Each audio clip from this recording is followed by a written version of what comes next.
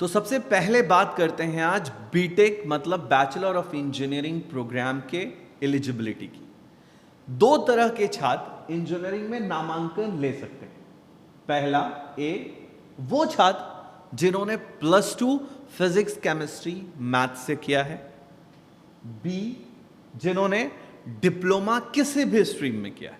10वीं के बाद पॉलिटेक्निक डिप्लोमा प्रोग्राम में पूरे कोर्स को करने के बाद 3 साल के ड्यूरेशन के बाद यदि वो छात्र बीटेक में जाना चाहते हैं तो उनको भी एलिजिबल माना जाएगा बीटेक प्रोग्राम के। अगर हम बात करें इन दोनों के एलिजिबिलिटी की तो ये दोनों ही छात्र जो 12वीं में +2 में 50% से पास हैं और डिप्लोमा में ऑल क्लियर हैं 50% मार्क्स के साथ, ये दोनों ही छात्र बीटेक के नामांकन की प्रक्रिया में आगे बढ़ सकते हैं। बात करते हैं +2 के उन छात्रों के 50% की जो ओबीसी, जनरल और माइनॉरिटी बैकग्राउंड से बिलोंग करते हैं।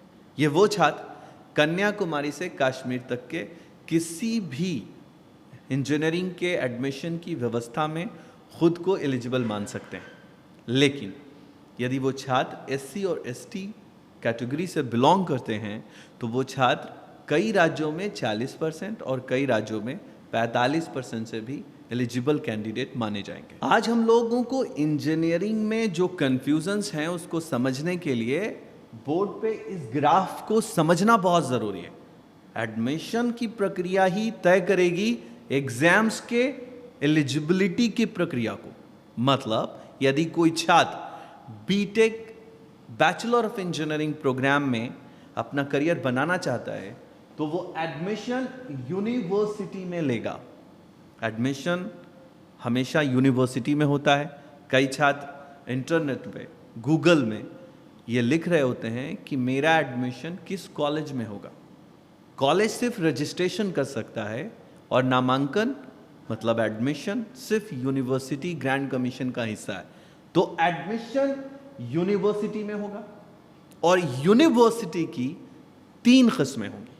Central government university A, state government university B and private and deemed university C. बिना इसे समझे हम इंजीनियरिंग के करियर में आगे जाने की बातें समझ ही नहीं सकते। इसीलिए कई एक्सपर्ट ने जब आपको इंजीनियरिंग में मशवरा देना शुरू किया तो आप क्यों कंफ्यूज हो गए उन सारे एग्जाम्स को लेकर जो जेई से जुड़े थे। मतलब आपने ये समझा कि पहले जेई एग्जाम्स देने होंगे, जेई एग्जाम्स के बगैर इंजीनियरिंग में दाखिला पॉसिबल नहीं है और फिर आप एडवांस में जाएंगे, मतलब जेई के बाद जेई एडवांस होगा और फिर एडवांस के बाद आप कई एग्जाम्स की प्रक्रिया से गुजरेंगे और आप हो गए कंफ्यूज। इसलिए इस ग्राफ में हमें यह समझना होगा कि इंजीनियरिंग 2 टुकड़ों में बटा हुआ है।